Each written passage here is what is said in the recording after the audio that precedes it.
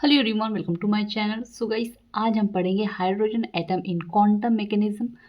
Hydrogen सबसे simple atom है, सिर्फ एक प्रोटॉन और एक इलेक्ट्रॉन, लेकिन इसी का सॉल्यूशन क्वांटम मैकेनिज्म में बेस बनाता है और यही मल्टी इलेक्ट्रॉन एटम के स्टडी का फाउंडेशन है।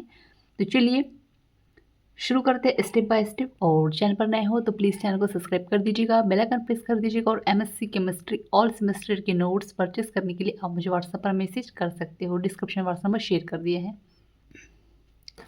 तो देखिएगा आगे, quantum mechanical treatment of hydrogen atom. Hydrogen atom is a system which contain one proton and one electron. Here we assume that proton is stationary and electron moving around it in its vicinity.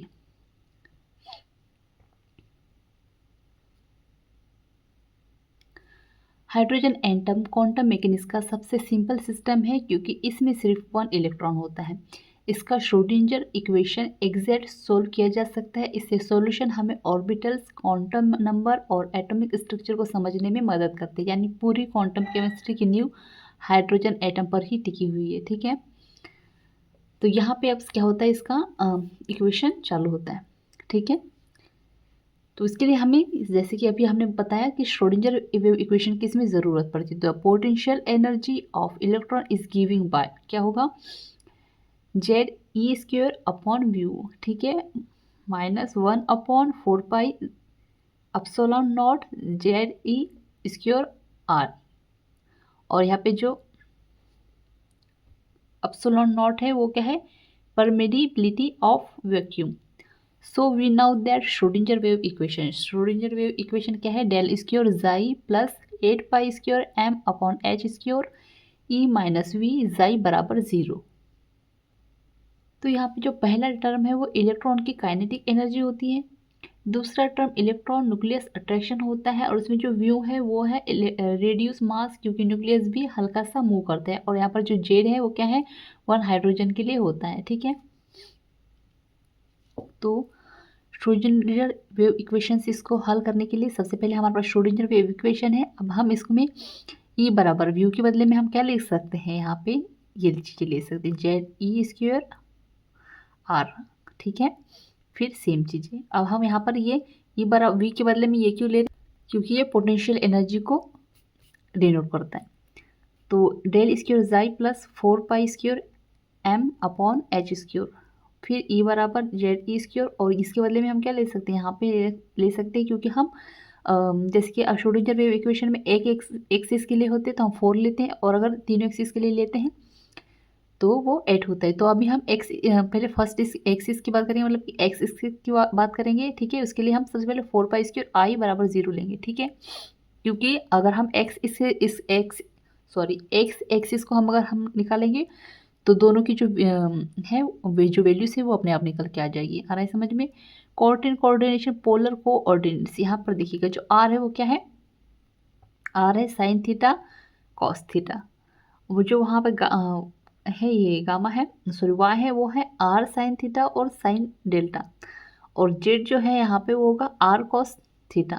ठीक है, आ रहा है समझ में। आगे देखिएगा, फिर है इन Cartesian coordinate proton of hydrogen is assumed to O and electron assume at point A distance from R and angle with Z axis theta and their projection with Y axis delta. Azimuthal angle, consider angle delta AMO. तो ये रहा क्या है, AMO का। ठीक है, यहाँ पे OM और OM और AO ये क्या है, कॉस थीटा आएगा इनमें। ठीक है, और यहाँ पे जेड आर, तो इसके बदले में हम क्या लेंगे, r radial distance, radical vector, इन दोनों की जो डिस्टेंस होगी उसके बारे में बात कर रहे हैं। ठीक है, तो जेड आर बराबर क्या होगा यहाँ पे, कोस थीटा। अब इसकी जो वैल्यू से आर बराबर क्या लेंगे हम, x square y square z square. ठीक है, तो ये हो जाएगा जेड आर कॉस थीटा। ठीक है, consider triangle delta, sorry triangle होगा बी ए ओ, तो O B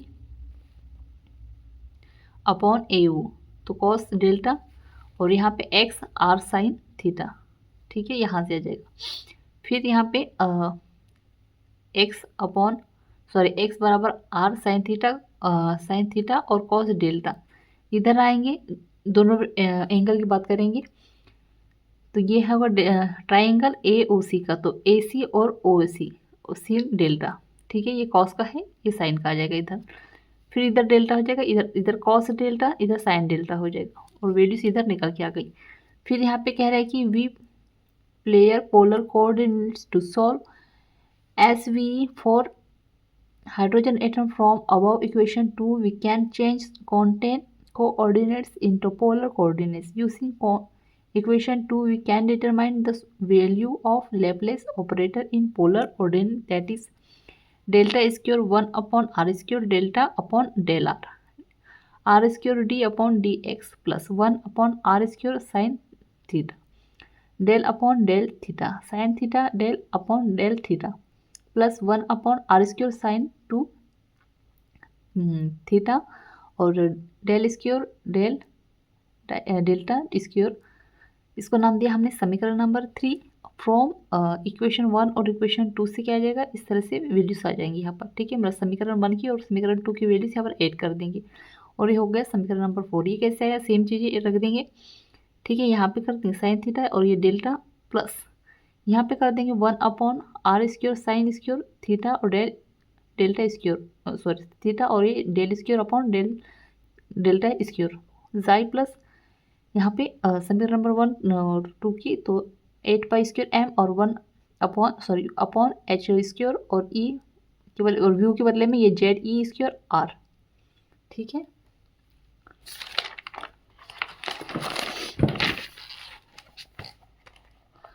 The equation 4 is the Schrodinger wave equation for hydrogen atom. Here wave function psi is dependent on three variable r, theta or delta. V that means wave function must be function r, theta, delta. So we can say that.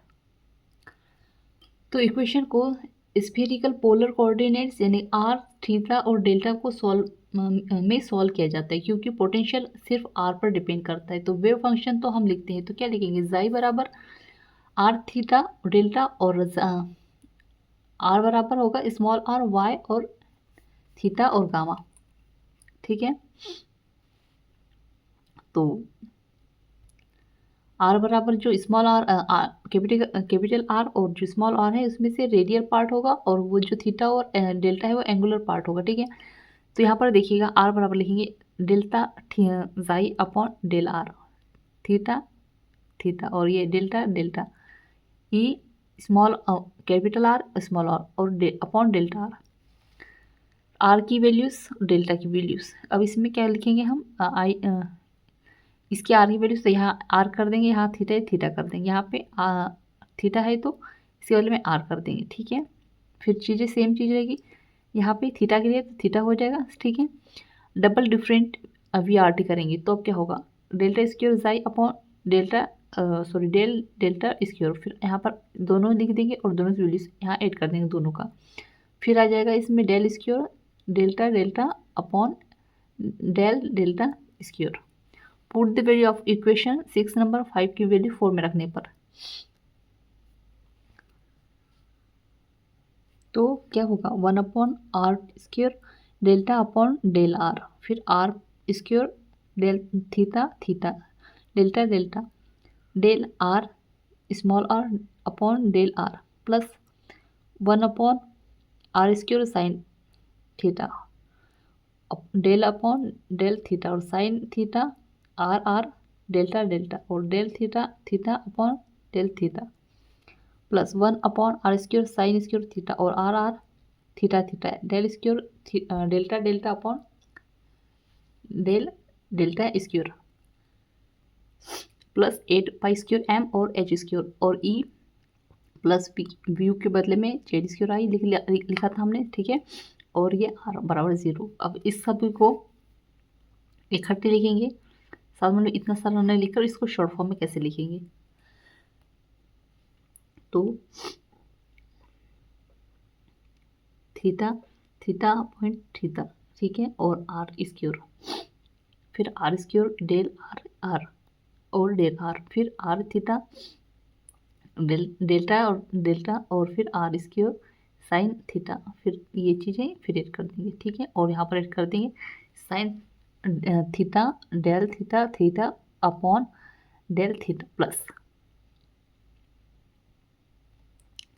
अब ये values को यहाँ add कर देंगे, ठीक है, और इस साइन को, और इसके बदले में ये आ जाएगा, ठीक है। फिर यहाँ ये चीज़ दोनों ऐड हो जाए प्लस ये चीज़ यहाँ ऐड हो जाएगी, और ये, और इसके बदले में हम क्या लिखेंगे यहाँ पे आर थीटा थीटा अपॉन 0 बराबर 0। इसको नाम देंगे हम समीकरण नंबर 7। अब equation 7 divided by r theta theta delta delta and multiplied by r square sine square theta, then we gate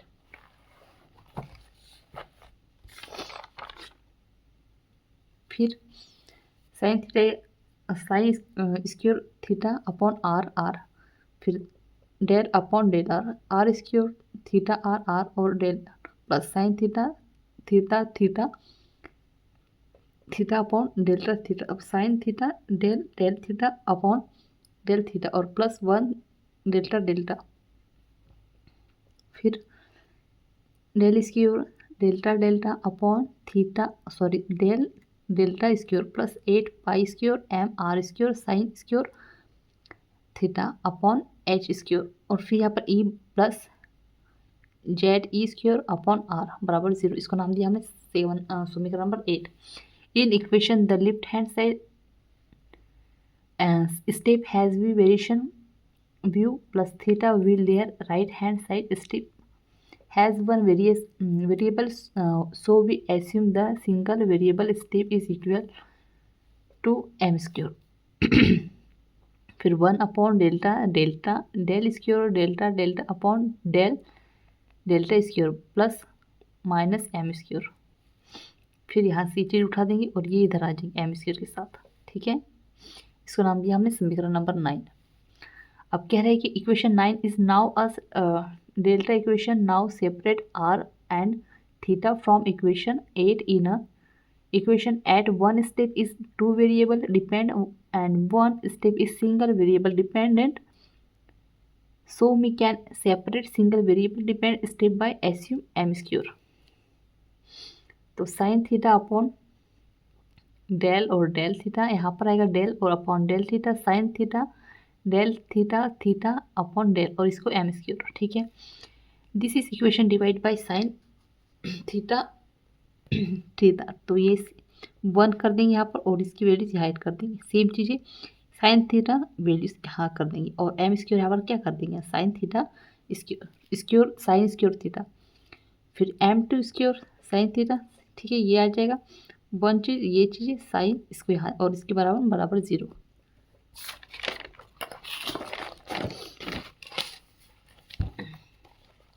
एसिम equation beta, तो m square sine square theta 1 upon theta theta sine theta और del upon del theta sine theta और ये बराबर 0 के बदले में beta लिख देंगे। इक्वेशन 10 मल्टीप्लाई द थीटा, अब थीटा को ऐड कर देंगे मल्टीप्लाई करके, तो 1 upon sine theta del upon del theta sine theta, same चीज़ें लिखेंगे ब्रैकेट में प्लस करके।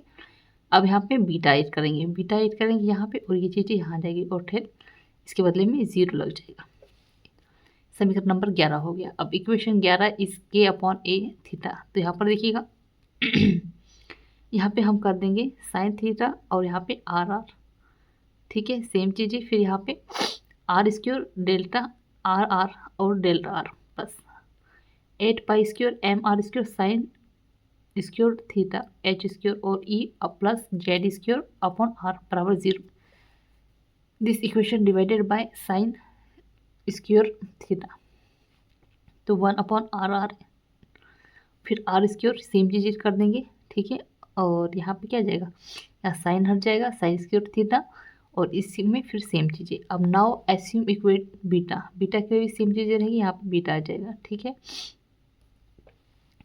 This equation multiply by r square, r से जब मल्टीप्लाई करेंगे कैसे सेम चीज़ें हैं, ठीक है, यहाँ पे एम आर दोनों को यहाँ ऐड कर देंगे एच स्क्वायर के साथ और यहाँ पे बीटा बराबर आर स्क्वायर आ जाएगा और ये यहाँ पे ये आर हो जाएगा, ठीक है, मतलब कि ये फिर 1/r स्क्वायर डेल आर, फिर आर स्क्वायर कर देंगे, सेम चीज़ें लिखेंगे यहाँ पर beta r upon r square, और ये इधर आ जाएगा और ये यहाँ पे बराबर 0। This is equation is the A R equation. तो हाइड्रोजन एटम के लिए एनर्जी लेवल क्वांटाइज होते हैं, एनर्जी सिर्फ एन पर डिपेंड करती है, इसलिए हाइड्रोजन एटम के ऑर्बिटल डिग्नीरेट होते हैं SPT, same energy for same. अब यहाँ पे एक चीज़ ये आता है कि हाइड्रोजन एटम का सॉल्यूशन इतना इंपॉर्टेंट क्यों है, ठीक है, मतलब इंपॉर्टेंट होता है, ये हमेशा एग्जाम में आता है। तो यह एटॉमिक स्पेक्ट्रा एक्सप्लेन करता है, क्वांटम नंबर और ऑर्बिटल्स डिफाइन करता है, मल्टी इलेक्ट्रॉन एटम और मोलिकुलर ऑर्बिटल्स की फाउंडेशन देता है, केमिस्ट्री और स्पेक्ट्रोस्कोपी की पूरी तरह अंडरस्टैंडिंग इसी पर बेस्ड है, ठीक है। तो हाइड्रोजन एटम का हैमिल्टोनियन श्रोडिंगर वेव इक्वेशन का solution, quantum number, energy level और ऑर्बिटल का कॉन्सेप्ट। हाइड्रोजन सबसे सिंपल एटम है लेकिन क्वांटम मैकेनिज्म के लिए सबसे पावरफुल मोटम है। तो वीडियो पसंद आई हो तो प्लीज़ चैनल को लाइक, शेयर और सब्सक्राइब जरूर कर दीजिएगा। और एमएससी केमिस्ट्री ऑल सेमेस्टर के नोट्स परचेज करने के लिए आप मुझे व्हाट्सएप पर मैसेज कर सकते हो, डिस्क्रिप्शन पे व्हाट्सएप नंबर शेयर कर दिया। Thank you for watching. Keep learning with easy language.